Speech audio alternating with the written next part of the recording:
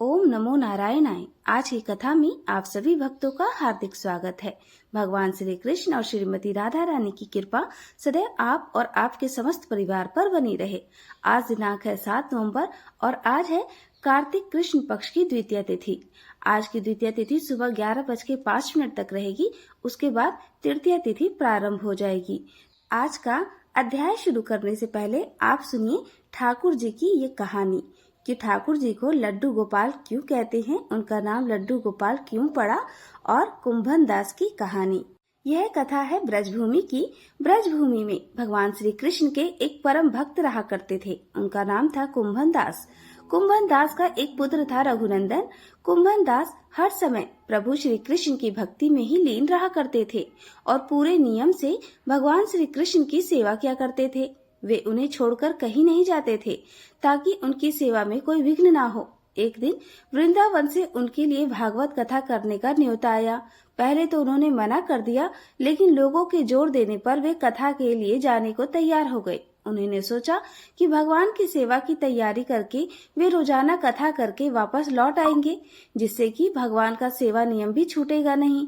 उन्होंने अपने पुत्र को समझा दिया कि वह भोग तैयार कर चुके हैं, तुम्हें बस समय पर ठाकुर जी को भोग लगा देना है। कुंभन दास ने अपने पुत्र रघुनंदन को समझाया और वहां से प्रस्थान कर दिए। अब जैसा उन्होंने कहा था, रघुनंदन ने बिल्कुल वैसा ही किया। रघुनंदन ने भोजन की थाली ठाकुर जी के सामने रखी और सरल मन से आग्रह किया कि ठाकुर जी आ जाओ और भोग लगाओ। उसके बाल मन में यह छवि थी कि वे आकर अपने हाथों से ही भोजन करेंगे, जैसे हम सभी करते हैं।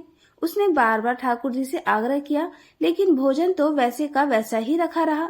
अब रघुनंदन उदास हो गया। उसने रोते हुए पुकारा, ठाकुर जी आ जाओ और भोग लगा लो। ठाकुर जी ने एक बार बोलने पर जब भोग नहीं लगाया तो रघुनंदन और तेज तेज रोने लगा और जोर जोर से रोते हुए भगवान को आवाज देने लगा, ठाकुर जी आ जाओ भोग लगा लो, ठाकुर जी आ जाओ भोग लगा लो। भगवान श्री कृष्ण जो कि भक्तों के अधीन ही रहते हैं, उनकी सरलता को देखकर प्रसन्न हो गए और प्रकट हो गए। ठाकुर जी ने एक बालक का रूप धारण किया और भोजन करने बैठ गए। यह दृश्य देखकर रघुनंदन भी प्रसन्न हो गया। अब रात को जब कुंभन दास जी आए तो उन्होंने लौटकर अपने बेटे से पूछा, बेटा तुमने ठाकुर जी को भोग लगाया था? रघुनंदन ने कहा, हाँ पिताजी, ठाकुर जी को भोग लगा दिया था। अब कुंभन दास जी ने प्रसाद मांगा तो पुत्र ने कहा कि ठाकुर जी ने तो सारा भोजन खा लिया। कुंभन दास जी ने सोचा कि बच्चे को भूख लगी होगी तो सारा भोजन इसने ही खा लिया होगा, लेकिन अब तो यह रोज का नियम शाही हो गया था। कुंभन दास जी रोज भोजन की थाली लगाकर जाते और रघुनंदन ठाकुर जी को भोग लगाते, और जब वे वापस आकर प्रसाद मांगते तो एक ही जवाब मिलता कि ठाकुर जी ने सारा भोजन खा लिया। कुंभन दास जी को अब लगने लगा कि पुत्र झूठ बोलने लगा है। कुंभन दास ने एक दिन लड्डू बनाकर थाली में सजा दिए और छिपकर देखने लगे कि बच्चा क्या करता है। रघुनंदन ने रोज की तरह ठाकुर जी को पुकारा तो ठाकुर जी बालक रूप में प्रकट होकर आए और लड्डू खाने लगे। अब साक्षात भगवान श्री कृष्ण को अपने सामने प्रकट देखकर कुंभन दास जी से रहा नहीं गया। वे दौड़ते हुए आए और प्रभु के चरणों में गिरकर विनती करने लगे। उस समय ठाकुर जी के हाथ में लड्डू था और दूसरे हाथ वाला लड्डू मुख में जाने को ही था कि वे जड़ हो गए। इसके बाद से ही उनकी इसी रूप में पूजा की जाती है और वे लड्डू गोपाल कहलाने लगे। प्रेम से बोलिए, हम सबके प्यारे श्री लड्डू गोपाल जी की जय। अब सुनिए गणेश जी महाराज की कथा। तो कथा शुरू करने से पहले प्रेम से बोलिए, गणेश जी महाराज की जय हो। कैलाश पर्वत पर शिव पार्वती का दिव्य निवास था। शिव जी जो सृष्टि के संहारक और योग के प्रतीक हैं, प्राय ध्यान में लीन रहते थे। दूसरी ओर उनकी पत्नी देवी पार्वती हिमालय की पुत्री थी और वह अत्यंत सौम्य, करुणामय तथा प्रेम से परिपूर्ण थी। यद्यपि देवी पार्वती स्वयं शक्ति का ही स्वरूप है, लेकिन उनके हृदय में एक विशेष इच्छा यह थी कि मैं भी मातृत्व की भावना का अनुभव करूं। पार्वती चाहती थी कि उनके पास एक पुत्र हो जो उनका सदा साथ दे और मैं उनके साथ ढेरों बातें करूं, खूब दुलार प्यार करूं। जब शिव जी भगवान समाधि में लीन हो तो वह मेरा अच्छे से ख्याल रखे। तो एक दिन भगवान शिव अपनी साधना में लीन थे तो पार्वती जी ने अपने शरीर से उतारे हुए हल्दी के उपटन को एकत्रित करके एक सुंदर बालक की प्रतिमा बनाई और उस मूर्ति को अपने प्रेम और मातृ शक्ति से प्राण देकर जीवन दान दे दिया। वह बालक तेजस्वी था, जिसका रूप और सौंदर्य बहुत ही अद्भुत था। उसने पार्वती माता को प्रणाम करके कहा कि माता कहो, क्या आज्ञा है। तो पार्वती माता ने उसे अपने बालक के रूप में स्वीकार किया और उससे कहा कि बेटा, तुम्हारा नाम गणेश है। गणेश बहुत ही आज्ञाकारी था। वह अपनी माँ के प्रति समर्पित था। उसकी बुद्धि और शारीरिक शक्ति अलौकिक थी और पार्वती के हृदय में भी अपने पुत्र के लिए खूब दुलार और स्नेह था। तो पार्वती माता कहने लगी कि बेटा, मैं स्नान करने जा रही हूँ, तुम दरवाजे पर खड़े हो जाना, किसी को भी अंदर मत आने देना, चाहे वह कोई भी हो। तो गणेश जी ने कहा कि ठीक है माँ, जो आपका आदेश है, कोई भी अंदर नहीं आ पाएगा। तो गणेश जी अपनी माँ के आदेश का पालन करते हुए घर के द्वार पर खड़े हो गए। पूरी निष्ठा और भक्ति के साथ वहीं पर खड़े रहे। उसी समय शिव जी भगवान ध्यान समाप्त करके पार्वती से मिलने कैलाश लौटे। जब शिव जी ने अपने घर के द्वार पर एक छोटे से बालक को पहरा देते हुए देखा तो उन्हें बड़ा ही आश्चर्य हुआ। शिव जी ने उस बालक के पास आकर कहा कि हे बालक, मैं भगवान शिव हूँ, मुझे अंदर जाने दो। तो गणेश जी तो अपनी माँ के आदेश का पालन कर रहे थे, तो वह तो बिना झिझक के बोले कि मुझे माँ का आदेश है, मैं किसी को भी अंदर नहीं जाने दूंगा, चाहे वह कोई भी हो, आपको भी प्रवेश करने की अनुमति नहीं है। तो शिव जी ने समझाने का बहुत प्रयास किया कि मैं तुम्हारा पिता हूँ, पार्वती का पति हूँ, यह मेरा ही घर है, तुम मुझे अंदर जाने दो। लेकिन गणेश जी तो अपनी माँ के आदेश से हटने के लिए तैयार ही नहीं थे। तो उन्होंने पूरी दृढ़ता से कहा कि मैं आपको अंदर नहीं जाने दूंगा। तो उसके इस तरह के बर्ताव को देखकर तो भगवान शिव ने अपने सेवकों को आदेश दिया कि भगवान के द्वार पर डटे उस बालक को समझाकर वहां से हटा दो, ताकि मैं अंदर प्रवेश कर सकूं। मुझे बहुत गुस्सा आ रहा है। तो शिव जी के आदेश का पालन करते हुए भगवान शिव के गणों ने गणेश जी को बहुत समझाया, द्वार से हट जाने की विनती की, परंतु गणेश जी तो नहीं माने। उन्होंने शिव गणों को बुरी तरह से पीट कर वापस भेज दिया। तो शिव जी के गण वापस आ गए। तो शिव जी ने पूछा कि तुम्हारा यह हाल किसने किया। तो वह बताने लगे कि उस बालक ने हमें बुरी तरह से मारा है। तो भगवान शिव सोचने लगे कि छोटा सा बालक है और इतने गणों को मार पीट कर भगा दिया। तो शिव जी को बहुत ही गुस्सा आ गया और उन्होंने अपने त्रिशूल को उठाया और गणेश जी के पास जाकर उनका सर धड़ से अलग कर दिया। गणेश जी का शरीर निर्जीव होकर धरती पर गिर पड़ा। जब पार्वती स्नान करके बाहर आई तो देखा कि उनके प्रिय पुत्र का सिर कट चुका है और वह निर्जीव पड़ा है। तो उनका हृदय दुख से फट पड़ा। उनका मात्र हृदय यह दृश्य सहन नहीं कर सका और वे जोर जोर से विलाप करने लगी। समस्त सृष्टि उनकी पीड़ा से थरथराने लगी। उनका दुख जल्द ही प्रचंड क्रोध में बदल गया। देवी पार्वती ने अपनी दिव्य शक्तियों को जागृत कर लिया और उनकी क्रोधमय दृष्टि से संपूर्ण ब्रह्मांड में तबाही मचने लगी। प्रकृति का संतुलन बिगड़ गया और समस्त देवतागण भयभीत हो गए। देवी पार्वती ने घोषणा की कि अगर गणेश को पुनर्जीवित नहीं किया गया तो मैं सारी सृष्टि का विनाश कर दूंगी। तो सारे देवता मिलकर शिव जी के पास गए और विनती करने लगे, पार्वती का क्रोध किसी तरह से शांत करो, गणेश जी को पुनर्जीवन दान दो, वरना आज तो अनर्थ हो जाएगा। शिव जी को भी अपने किए पर पश्चाताप हो रहा था। तो वह पार्वती के पास जाकर बोले कि पार्वती, मैंने अज्ञानतावश ये गलती कर दी है और अब मैं तुम्हारे पुत्र को पुनः जीवन दान देने का वचन देता हूँ। यह कहकर शिव जी ने अपने गणों को आदेश दिया कि तुम पृथ्वी पर जाकर देखो कि कोई ऐसा बच्चा जिसकी तरफ उसकी माँ पीठ करके सोई हो तो उस बच्चे का सर ले आना, उसी से गणेश वापस जिंदा हो सकता है। तो शिव जी के गण आदेश पाकर पृथ्वी लोक में चले गए। हर जगह देखा कोई भी माँ अपने बच्चे की तरफ पीठ करके नहीं सोई थी। तो वह निराश होकर वापस चल पड़े। तो रास्ते में एक घने वन में देखा कि एक हाथिनी अपने बच्चे की तरफ पीठ करके लेटी थी। तो उस बच्चे का सर काटकर शिव जी के पास ले आए और भगवान शिव ने उस हाथी के बच्चे के सिर को गणेश के शरीर से जोड़ दिया और फिर अपनी दिव्य शक्तियों से उसे जीवन दान दिया।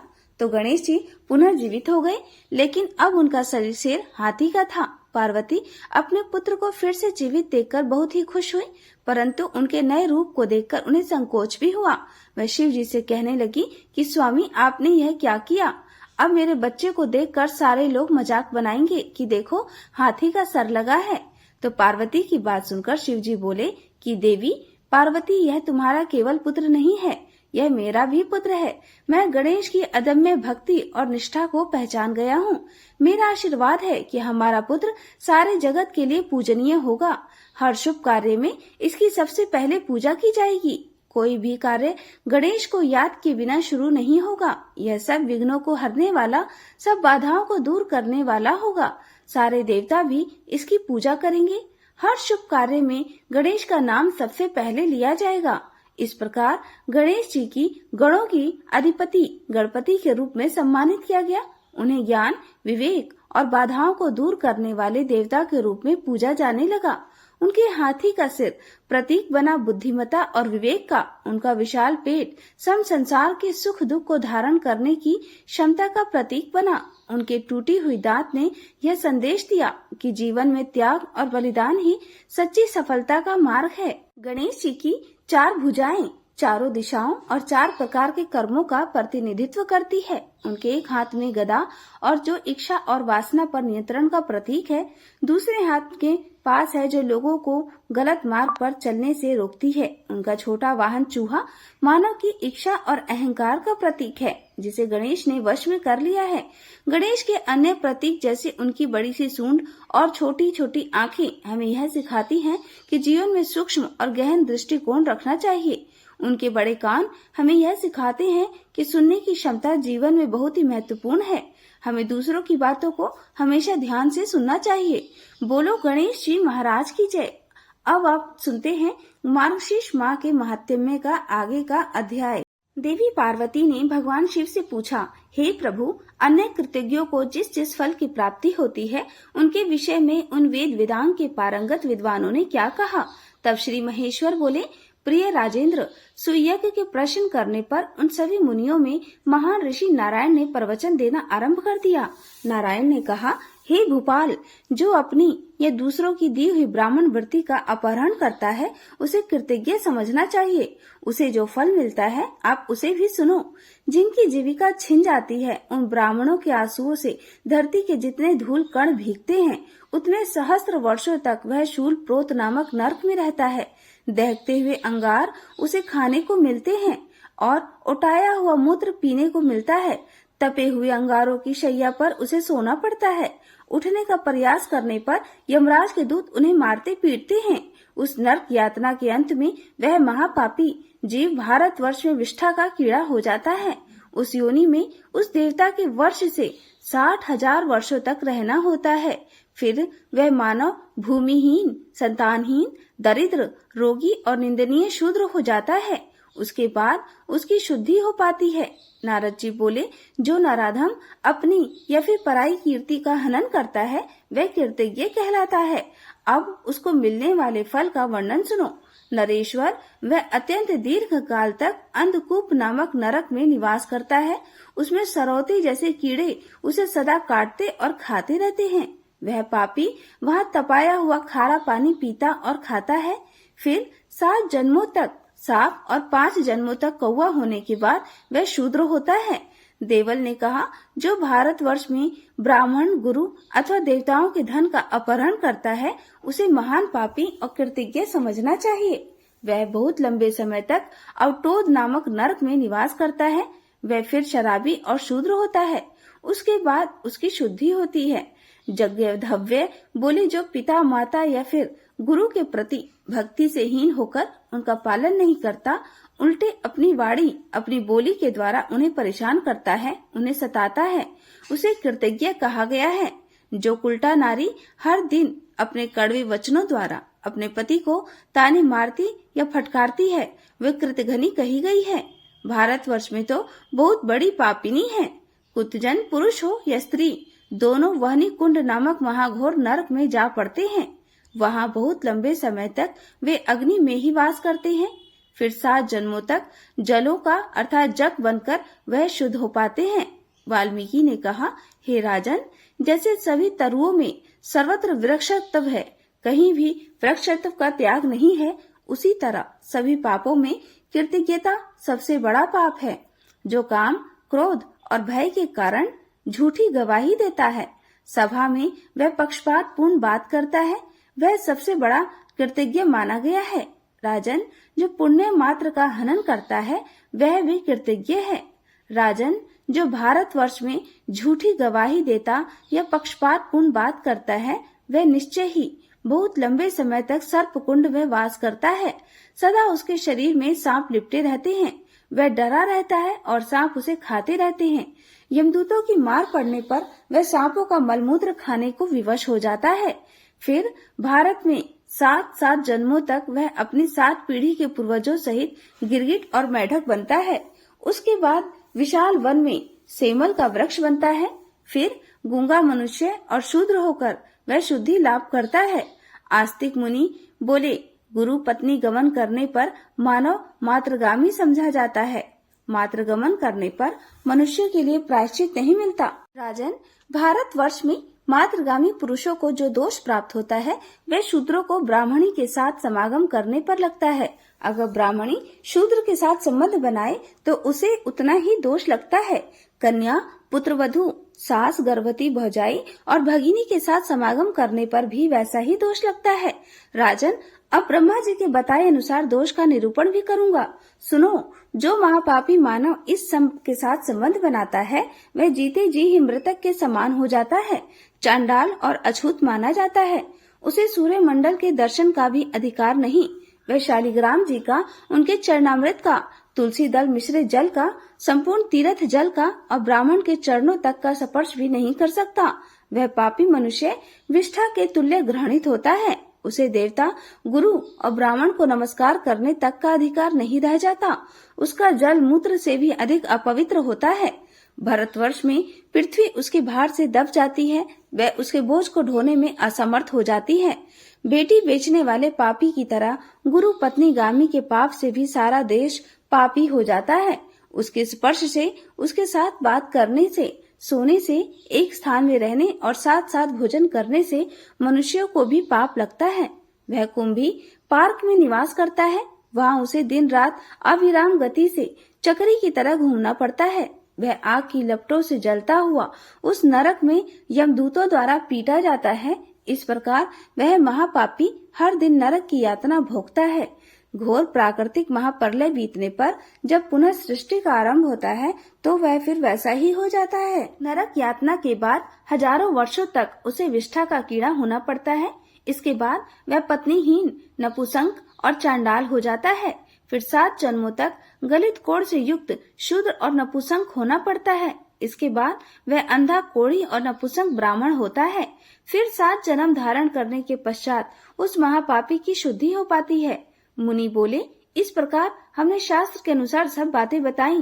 राजन, तुम इन विप्रवर को प्रणाम करो जिन्होंने तुम्हें श्राप दिया है और निश्चय ही इन्हें अपने घर को लौटाकर वापस ले चलो। वहाँ यत्न पूर्वक ब्राह्मण देवता का पूजन करके इनका आशीर्वाद ग्रहण करो। महाराज, इसके बाद शीघ्र ही वन को जाओ और तपस्या करो। ब्राह्मण के श्राप से मुक्ति मिलने पर फिर से यहाँ वापस आ जाओगी। पार्वती जी, ऐसा कहकर सभी मुनि देवता, राजा और बंधु वर्ग तुरंत ही अपने अपने स्थान को चले गए। देवी पार्वती ने पूछा, हे प्रभु, मुनि समूहों के चले जाने पर मनुष्य के कर्म फल का वर्णन सुनने के बाद ब्रह्म श्राप से विवल हुए राजा सुयज्ञ ने फिर क्या किया? अतिथि ब्राह्मण ने फिर भी ये जिन्होंने राजा को श्राप दिया था, क्या वे लौटकर राजा के घर गए या नहीं, यह बताने की भी कृपा कीजिए। तब महादेव जी कहने लगे, प्रिय मुनि समूहों के चले जाने पर वे शापग्रस्त नरेश धर्मात्मा पुरोहित वशिष्ठ जी की आज्ञा से भूतल पर ब्राह्मण के दोनों चरणों में दंड की भांति गिर पड़े। फिर उन श्रेष्ठ ब्राह्मण ने क्रोध छोड़कर उन्हें शुभ आशीर्वाद दिया। उन कृपा मूर्ति ब्राह्मण को क्रोध छोड़कर मुस्कुराते हुए देखकर राजा सुयज्ञ ने अपनी आंखों से आंसू बहाते हुए दोनों हाथ जोड़ लिए और अत्यंत विनम्र भाव से आत्मसमर्पण करते हुए उनसे उनका परिचय पूछा। राजा की बात सुनकर ये मुनि श्रेष्ठ हंसने लगे। उन्होंने मेरे दिए हुए सर्व दुर्लभ परम तत्व का उन्हें उपदेश दिया। वह अतिथि ब्राह्मण बोले, ब्रह्मा जी के पुत्र मरीच हैं, उनके पुत्र स्वयं कश्यप जी हैं। राजन, कश्यप जी के प्राय सभी पुत्र मनोवांछित देव भाव को प्राप्त हुए हैं। उनमें त्वष्टा बड़े ज्ञानी हुए। उन्होंने सहस्त्र वर्षों तक पुष्कर में परम दुष्कर तपस्या की थी। ब्राह्मण पुत्र की प्राप्ति के लिए देवादिदेव परमात्मा श्री हरि की आराधना की। तब भगवान नारायण ने उन्हें एक तेजस्वी ब्राह्मण पुत्र वरदान के रूप में प्राप्त हुआ। वह पुत्र तपस्या के धनी तेजस्वी विश्वरूप के नाम से प्रसिद्ध हुआ। एक समय बृहस्पति जी देवराज के प्रति कुपित होकर कहीं और चले गए। तब इंद्र ने विश्वरूप को ही अपना पुरोहित बनाया था। विश्वरूप के माताम दैत्य थे, अतः वे देवताओं के यज्ञ में दैत्यों के लिए भी घी की आहुति देने लगे। जब देवराज को इस बात का पता चला तो उन्होंने अपनी माता की आज्ञा लेकर ब्राह्मण विश्वरूप के मस्तक काट डाले। नरेश्वर विश्वरूप के पुत्र विरूप हुए, जो कि मेरे पिता हैं। मैं उनका पुत्र सुतपा हूँ। मेरा कश्यप गोत्र है और मैं वैरागी ब्राह्मण हूँ। महादेव जी मेरे गुरु हैं। उन्होंने ही मुझे विद्या, ज्ञान और मंत्र दिए हुए हैं। प्रकृति से परवर्ती सर्वात्मा भगवान कृष्ण मेरे इष्ट देव हैं। मैं उन्हीं के चरण कमलों का चिंतन करता हूँ। और सुनो राजन, मुझे संपत्ति के लिए भी कोई इच्छा नहीं है। राधा वल्लभ श्री कृष्ण मुझे सालोक्य, सारोग्य और सामीप्य नामक मोक्ष देते हैं, परंतु मैं उनकी कल्याणमयी सेवा के सिवा दूसरी कोई वस्तु लेता ही नहीं हूँ। ब्रह्मत्व और अमृतत्व को भी मैं जल में दिखाई देने वाले प्रतिबिंब की तरह मिथ्या जानता हूँ। राजन, भक्ति के अलावा सब कुछ मिथ्या भ्रम मात्र है। नरेश्वर, इंद्र, मनु या सूर्य का पद भी जल में खींची गई रेखा के समान ही मिथ्या है। मैं उसे सत्य नहीं मानता। फिर राजा के पद को भला कौन गिनता है? राजन, तुम्हारे यज्ञ में मुनियों का आगमन सुनकर मेरे मन में भी वहां आने की इच्छा हुई थी। मैंने तुम्हें विष्णु भक्त की प्राप्ति कराने के लिए ही यहाँ पर आने का निश्चय किया था। इस समय मैंने तुम पर केवल अनुग्रह किया, तुम्हें श्राप नहीं दिया। तुम एक भयानक गहरे भव सागर में गिर गए थे। मैंने तो बस तुम्हारा उद्धार किया है। केवल जलमय तीर्थ ही तीर्थ नहीं है। भगवान के भक्त भी तीर्थ समान होते हैं। मिट्टी और पत्थर की प्रतिमा रूप देवता ही देवता नहीं है। भगवान के भक्त भी देवता होते हैं। जलमय तीर्थ और मिट्टी पत्थर के देवता मनुष्य को दीर्घ काल में पवित्र करते हैं। बहुत देर से उनकी शुद्धि होती है, परंतु श्री कृष्ण भक्त दर्शन देने के साथ ही पवित्र कर देते हैं। राजन, निकलो इस घर से। दे दो राज अपने पुत्रों को। वत्स, अपनी साध्वी पत्नी की रक्षा का भार अपने बेटे को सौंपकर शीघ्र ही वन को चलो। राजन, ब्रह्मा जी से लेकर कीट पर्यंत सब कुछ मिथ्या ही है। जो सबके ईश्वर हैं, उन परमात्मा राधा वल्लभ श्री कृष्ण का भजन करो। वे ध्यान से बड़ी आसानी से मिल जाएंगे। ब्रह्मा, विष्णु और शिव आदि के लिए भी उनकी आराधना बड़ी कठिन है। राजन, 7 स्वर्ग लोक, 7 द्वीपों सहित पृथ्वी, पर्वत और समुद्रों सहित 7 पाताल, इन समस्त लोकों सहित जो ब्रह्मांड है वह अंडे के आकार में जल पर तैर रहा है। प्रत्येक ब्रह्मांड में ब्रह्मा, विष्णु और शिव आदि रहते हैं। देवता, मनुष्य, नाग, गंधर्व और राक्षस आदि निवास करते हैं। राजन, पाताल से लेकर ब्रह्मलोक तक जो अंड है, यही ब्रह्मा जी की कृत्रिम ब्रह्मांड है। यह जल में शयन करने वाले विराट विष्णु जी के नाभि कमल पर उसी तरह विराजमान है जैसे कमल की कर्णिका में बीज रहा करता है। इस प्रकार सुविस्तृत जलशैया पर शयन करने वाले वे प्राकृतिक महायोगी क्षत्र विराट विष्णु भी प्रकृति से परवर्ती ईश्वर सर्वात्मा कालेश्वर श्री कृष्ण का ही ध्यान करते हैं। उनका आधार है महाविष्णु का विस्तृत रोमकूप। महाविष्णु के अत्यंत रोमकूपों में से प्रत्येक में ऐसे ऐसे ब्रह्मांड स्थित हैं। महाविष्णु के शरीर में असंख्य रोम है और उन रोमकूपों में असंख्य ब्रह्मांड है। यह सब परम दुर्लभ महाज्ञान तुम्हें बताया गया है। गुरुदेव शिव ने यह ज्ञान मुझे दिया था, इसे तो तुमने सुन लिया, अब और क्या सुनना चाहते हो? इसके बाद राजा सुयज्ञ ने ब्राह्मण से जो कुछ भी सुनने का आग्रह किया उसका वर्णन आप आने वाले अध्याय में सुनिएगा। अब सुनिए सीता नितनेम की कथा और उसके बाद कृष्ण चालीसा। इस कहानी को सीता माता कहती थी और प्रभु श्री राम सुना करते थे। एक दिन श्री राम भगवान को किसी काम के लिए बाहर जाना पड़ा तो सीता माता कहने लगी, भगवान मेरा तो 12 वर्ष का नितनेम है, अब आप बाहर जाएंगे तो मैं अपनी कहानी किसे सुनाऊंगी? तब श्री राम ने कहा कि सीते आप कुएं की पाल पर बैठ जाना और वहाँ जो भी औरतें पानी भरने आएंगी उन्हें अपनी कहानी सुना दिया करना। सीता माता कुएं की पाल पर जाकर बैठ गई। तभी एक स्त्री आई। उसने रेशम की जरी की साड़ी पहन रखी थी और सोने का घड़ा ले रखा था। सीता माता उसे देखकर कहने लगी, बहन मेरा 12 वर्ष का नितनेम सुन लो। फिर वह स्त्री बोली, कि मैं तुम्हारा नित्यनेम सुनूंगी तो मुझे तो घर जाने में देर हो जाएगी और मेरी सास मुझसे झगड़ा करेगी। इसलिए उसने कहानी नहीं सुनी और अपने घर चली गई। लेकिन उसके घर जाते ही उसकी रेशम चरी की साड़ी फट गई, सोने का घड़ा मिट्टी के घड़े में बदल गया। सासू ने देखा तो पूछा, अरे बहू, ये किसका दोष अपने सिर लेकर आ गई है? बहू बोली, माँ जी, कुएं पर एक औरत बैठी थी, उसने अपनी कहानी सुनने के लिए कहा, लेकिन मैंने नहीं सुनी। शायद उसी का यह फल मुझे मिला है। बहू की बात सुनकर अगले दिन वही साड़ी और वही घड़ा लेकर सास कुएं की पाल पर गई। सास को वहीं पर सीता माता बैठी मिली तो माता सीता ने कहा, बहन, मेरी कहानी सुन लीजिए। सासू बोली, एक बार छोड़, मैं तो 4 बार कहानी सुन लूंगी। तब सीता माता बोली, राम आए लक्ष्मण आए, देश के पुजारी आए, नित नेम का नेम लाए, आओ राम बैठो राम, तपी रसोई जीमो राम, माखन मिश्री खाओ राम, दूध बताशा पियो राम, सूत के पल का मोठो राम, शाल दुशाला पोठो राम, शाल दुशाला ओढ़ो राम, जब बोलूं राम ही राम, राम सवारे सबके काम, खाली घर भंडार भरेंगे, सबका बेड़ा पार करेंगे, श्री राम जय जय राम। सासू बोली, बहन, कहानी तो बहुत अच्छी लगी। फिर कहानी सुनकर सासू घर चली गई और उसकी साड़ी फिर से रेशम जरी की बन गई। मिट्टी का घड़ा भी फिर से वापस सोने के घड़े में बदल गया। बहू ने देखा तो कहने लगी, सासू माँ, आपने ये सब कैसे किया? सासू बोली, बहू, तू दोष लगा कर आई थी और अब मैं दोष उतार कर आ रही हूँ। बहू ने पूछा कि माँ जी, वह कुएं वाली स्त्री कौन है? सासू ने बताया कि वह तो सीता माता थी। वह पुराने से नया कर देती हैं, खाली घर में भंडार भर देती हैं। वह लक्ष्मी का वास घर में कर देती हैं और मनुष्य की जो भी इच्छा हो उसे पूर्ण कर देती हैं। बहू बोली, माँ जी, फिर तो ऐसी कहानी मुझे भी सुना दो। सास बोली कि ठीक है, तुम भी सुनो।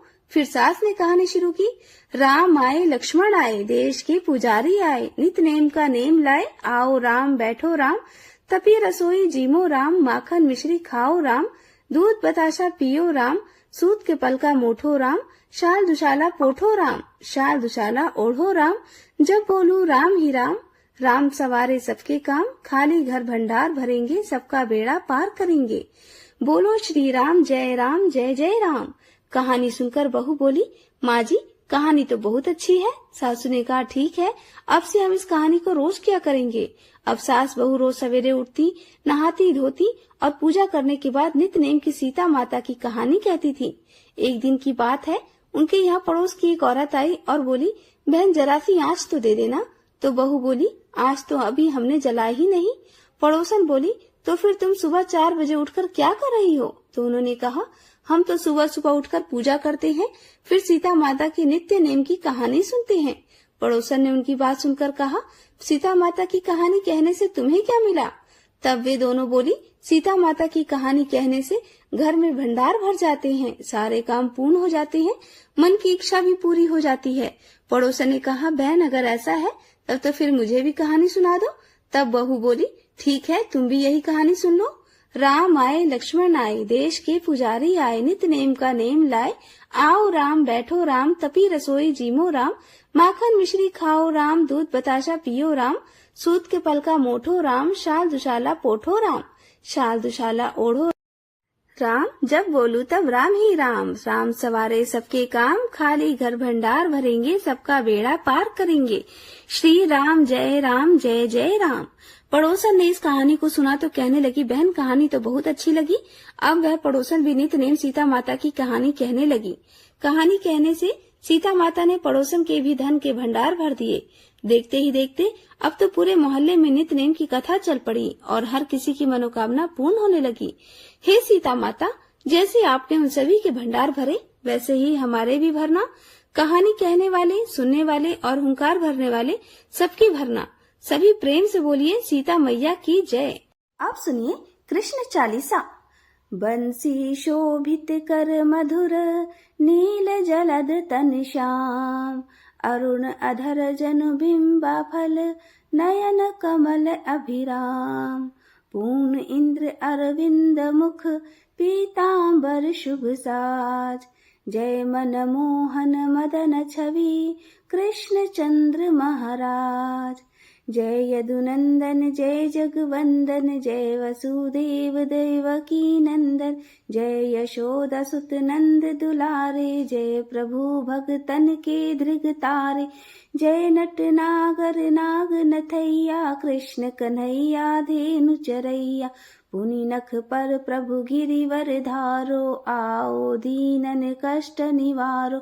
बंशी मधुर अधर धर तेरी, होवे पूर्ण मनोरथ मेरी, आओ हरि पुनि माखन चाखो, आज लाज भारत की राखो। गोल कपोल चबुक अरुणा, मृदु मुस्कान मोहिनी डारे, रंजित राजीव नयन विशाला, मोर मुकुट वैजयंती माला। कुंडल श्रवण पीत पट आछे, कटि किंकड़ी काछनी काछे, नील जलज सुंदर तनु सोहे, छवि लखी सुर नर मुनि मन मोहे।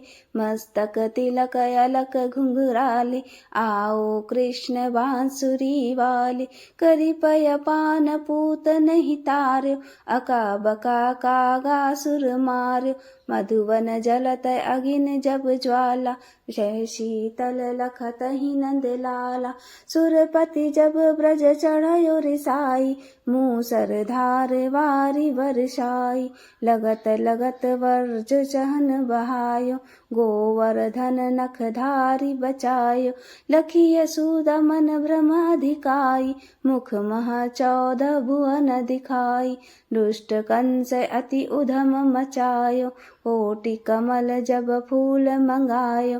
नाथी काली यही तुम तब लीन्हे, चरण चीन्हे दय निर्भय कीन्हे, करी कोपिन संग रास विलासा, सबकी पूरन करी अभिलाषा। केतिक महा असुर संहारो, कंस ही केस पकड़ी दे मार्यो, मात पिता की बंदी छुड़ाई, उग्रसेन कह राज दिलाई। मही से मृतक छहो सुत लायो, मातु देवकी शोक मिटायो। भौमासुर मुर दैत्य संहारी, लाए शत दश सहस कुमारी। तै भीमहि तृण चीर सहारा, जरा सिंधु राक्षस कह मारा। असुर बकासुर आदिक मार्यो, भगतन के तब कष्ट निवार्यो। दीन सुदामा के दुख टार्यो, तंदुल 3 मूठ मुख डार्यो। प्रेम के साग विदुर घर मांगे, दुर्योधन के मेवा त्यागे। लखी प्रेम की महिमा भारी, ऐसे श्याम दीन हितकारी। भारत के पारथ रथ हाके, लिए चक्र कर नहीं बल थाके। निज गीता के ज्ञान सुनाए, भगतन हृदय सुधा बरसाए। मीरा थी ऐसी मत वाली, विष पी गई बजा कर ताली। राणा भेजा सांप पिटारी, शाली ग्राम बने बनवारी।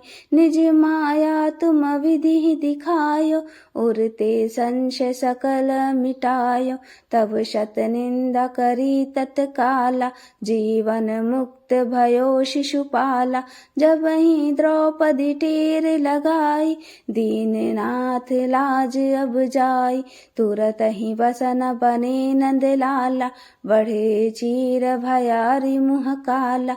अस अनाथ के नाथ कन्हैया, डूबत भवर बचावै अनैया। सुंदर दास आस उरधारी, दया दृष्टि की जय बनवारी। नाथ सकल मम कुमति निवारो, क्षमहु बेगी अपराध हमारो। खोलो पट अब दर्शन दीजे, बोलो कृष्ण कन्हैया की जय। बोलो कृष्ण कन्हैया की जय, बोलो कृष्ण कन्हैया की जय।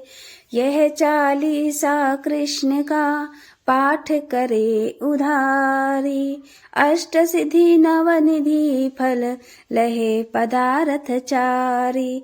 बोलो श्री कृष्ण भगवान की जय।